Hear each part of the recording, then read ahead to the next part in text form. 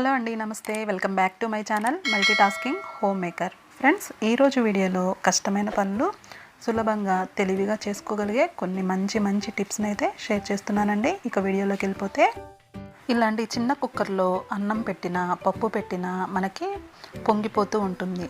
అది gas stove అంతా పడి మనకి తుడుచుకోవడానికి కూడా చాలా విసుగ్గా ఉంటుంది. అలా అవ్వకుండా ఉండాలంటే మనం ఇలాంటి ఒక చిన్న స్పూన్ అండి, కొంచెం పొడవుగా ఉన్నదైతే చాలా బాగా పనిచేస్తుంది అనమాట. ఇలాంటి ఒక స్పూను చూడండి వేసేసుకొని ఇలా కుక్కర్లో మనం కుక్కర్ బిగించి పెట్టుకున్నాం అనుకోండి, అన్నం అనేది అస్సలు పొంగదు. అంతేకాదండి, పప్పు కూడా పొంగదనమాట. మనం ఇలాంటి చిన్న కుక్కర్లో పని తొందరగా అవుతుందని, గ్యాస్ ఆదా అవుతుందని పప్పు కానీ అన్నం కానీ పెట్టుకుంటూ ఉంటాము. అయితే ఇలా పొంగిపోతే తుడుచుకోవడానికి విసుగ్గా చిరాగ్గా అనిపిస్తుంది. చూడండి, అస్సలు అన్నం అనేది పొంగలేదు. ఇలా ఒకసారి ట్రై చేసి చూడండి, అన్నం కానీ పప్పు కానీ అస్సలు పొంగకుండా ఉంటుంది. ఫ్రెండ్స్, వీడియోని ఇప్పటి వరకు మీరు లైక్ చేయకపోతే ప్లీజ్ లైక్ చేయండి. ఫ్రెండ్స్, మీరు ఇలా అయితే ట్రై చేయకండి. నేను కొద్దిగా వేడిని అయితే పట్టుకోగలుగుతాను, అందుకే స్పూన్ ఇలా పట్టుకున్నాను అనమాట. ఇలా మనం చిన్న కత్తెరలు వంట చేసుకునేటప్పుడు వాడుకుంటూ ఉంటాము. అయితే కొన్నాళ్ళకి అవి షార్ప్నెస్ అనేవి కోల్పోతూ ఉంటాయి.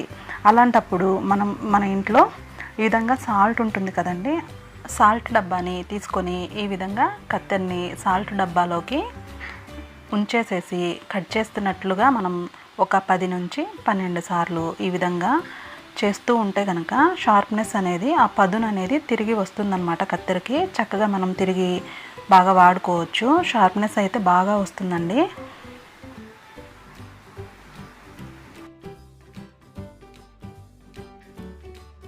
మనం అప్పుడప్పుడు కత్తెర పదును తగ్గిందనిపిస్తే ఇలా చేసుకుంటే కనుక చక్కగా పదును తిరిగి బాగా వస్తుందన్నమాట. ఇలాంటి ఖాళీ డబ్బాలు కానీ సీసాలు కానీ మనం వాటిల్లో ఉన్నవి అయిపోయిన తర్వాత చక్కగా వాటిని కడిగి ఆరబెట్టుకొని ఎండలో తిరిగి వాడుకుంటూ ఉంటాము. అయితే ఎండ లేనప్పుడు మనం ఎంత ఆరబెట్టినా వాటిల్లో తేమ అనేది పూర్తిగా పోదు కదండి. అలాంటప్పుడు ఈ చిన్న టిప్తో మనం వాటిని చక్కగా ఆరబెట్టుకోవచ్చు. మనం ప్రతిరోజు కూడా పాలు అనేవి కాచుకుంటూ ఉంటాం కదా. పాలు కాగిన తర్వాత స్టవ్ ఆఫ్ చేసుకున్న తర్వాత కూడా పాల గిన్నె బాగా వేడిగానే ఉంటుంది కదండి. ఇప్పుడు దీని మీద ఒక ప్లేట్ పెట్టేసేసుకొని దానిపైన ఈ డబ్బాలు ఇలా బోర్లిచ్చి పెట్టుకున్నాం అనుకోండి, ఇంకా వీటిలో ఏమైనా తేమ ఉంటే కనుక చక్కగా పోతుందన్నమాట. ఒక 10 నిమిషాలు అయిన తర్వాత వీటిని తీసుకొని చక్కగా మనం ఏం కావాలంటే అవి పోసుకొని వాడుకోవచ్చు అనమాట.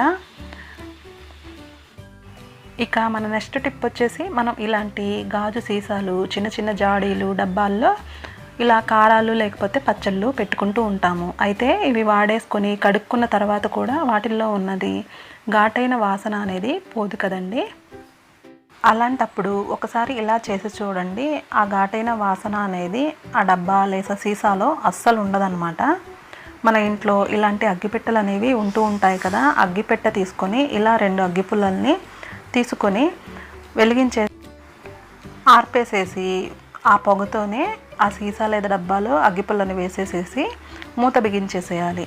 ఇలా మూత బిగించేసి ఒక 10 నిమిషాల తర్వాత మనం ఆ మూతను ఓపెన్ చేసామనుకోండి, ఆ ఘాటైన వాసన అనేది పోతుందన్నమాట.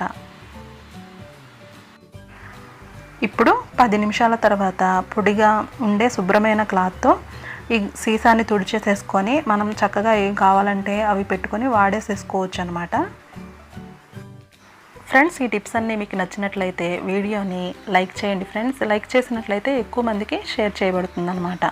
ఇక మన నెక్స్ట్ టిప్ వచ్చేసి, మనకి దోశలు వేసుకునేటప్పుడు ఆ దోశలు అనేవి పెనానికి అంటుకుంటూ ఉంటాయి. అవి దోశ తీయడానికి కూడా ఇబ్బంది పడుతూ ఉంటాం. అలాంటప్పుడు మనం సాధారణంగా ఉల్లిపాయ తీసుకొని దాన్ని కట్ చేసేసుకొని పెనానికి రుద్దుకొని మళ్ళీ తిరిగి దోశ వేసుకుంటూ ఉంటాము. అలా చేసినట్లయితే అతుక్కోకుండా వస్తూ ఉంటుంది. అలా కాకుండా మన ఇంట్లో ఇలాంటి అరటిపండు తొక్కలు ఉంటాయి కదండి, వీటిని కూడా మనం ఈ విధంగా వాడుకోవచ్చు అనమాట. మనం తొక్కే కదా అని పడేస్తూ ఉంటాము. అయితే ఉల్లిపాయ కట్ చేసేసి కొంచెం ఉల్లిపాయ అనేది వేస్ట్ అవుతూ ఉంటుంది మనకి. అలా కాకుండా పడేసే అరటిపండు తొక్కతోటి మనం ఈ విధంగా పెనానికి రుద్దుకున్నట్లయితే దోశ పెనంకి అతుక్కోకుండా బాగా వస్తుందన్నమాట. ఇలా ఒకసారి ట్రై చేసి చూడండి ఫ్రెండ్స్. మన ఛానల్లో వీడియోస్ అన్నీ కూడా చాలా యూజ్ఫుల్గా, ఇన్ఫర్మేటివ్గా అయితే ఉంటాయి ఫ్రెండ్స్. మీకు నచ్చినట్లయితే మీ ఫ్రెండ్స్ ఇంకా తెలిసిన వాళ్ళకి షేర్ చేయండి. చిన్నపిల్లలు ఉంటే మనకి వాళ్ళతోనే సరిపోతూ ఉంటుంది కదండి. అందులో నాకు ఇద్దరు కూడా చాలా చిన్నపిల్లలు అనమాట. అందుకే నేను 2 months నుంచి వీడియోస్ మీద దృష్టి అస్సలు పెట్టలేదండి. ఫస్ట్ వాళ్ళే ఇంపార్టెంట్ కదా మనకి. ఇక మన నెక్స్ట్ టిప్ వచ్చేసి, మనం ఇలాంటి ప్యాకెట్స్లో సేమియానే కాదండి, రవ్వలు, పప్పులు ఇలాంటివన్నీ తెచ్చుకొని వేరే డబ్బాల్లో పోసుకొని పెట్టుకుంటూ ఉంటాము. అయితే ఆ డబ్బాలో పోసిన తర్వాత మిగిలిపోతూ ఉంటాయి, లేకపోతే మనం వాడుకున్న తర్వాత మిగులుతూ ఉంటాయి. అలాంటప్పుడు మనం ఇలా దీన్ని మడిచేసేసి ఇలా ఏదైనా టిక్ పిన్ కానీ లేకపోతే ఏదైనా పెట్టుకొని తిరిగి స్టోర్ చేసి పెట్టుకుంటూ ఉంటాము. అలా కాకుండా మనం ఇలా కూడా దీన్ని పెట్టుకోవచ్చు అన్నమాట. ఈ ప్యాకెట్ని మనం కత్తెర తీసుకొని ఈ విధంగా మధ్యలో కట్ చేసుకోవాలన్నమాట. మనకి ఎంతవరకు అయితే ఐటమ్ ఉందో దానికంటే 1 ఇంచ్ పైకే కట్ చేసుకోవాలండి. కట్ చేసుకున్న తర్వాత ఈ విధంగా టైట్గా ముడి వేసుకోవాలి. 1 ముడి కాదండి, 2 ముళ్ళు వేసుకోవాలి టైట్గా. ఇలా చేయడం వల్ల ఇందులో గాలి కూడా పోదన్నమాట.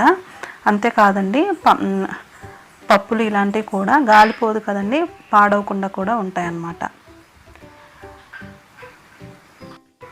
మనం సరుకులు తెచ్చుకున్న తర్వాత డబ్బాల్లో పోసుకున్న తర్వాత కొద్దిగా మిగిలిపోతూ ఉంటాయి కదా, అలాంటప్పుడు కూడా ఇలా కట్ చేసుకొని ముడి వేసుకొని పెట్టేసేసుకోవచ్చు అనమాట. ఇక మన నెక్స్ట్ టిప్ వచ్చేసి, ఇలా బ్రెడ్ ప్యాకెట్ ఓపెన్ చేసుకున్న తర్వాత కొన్ని తీసేసేసుకొని ఈ విధంగా మెలిపెట్టి ఫ్రిడ్జ్లో కానీ లేకపోతే బయట కానీ పెట్టుకుంటూ ఉంటాము.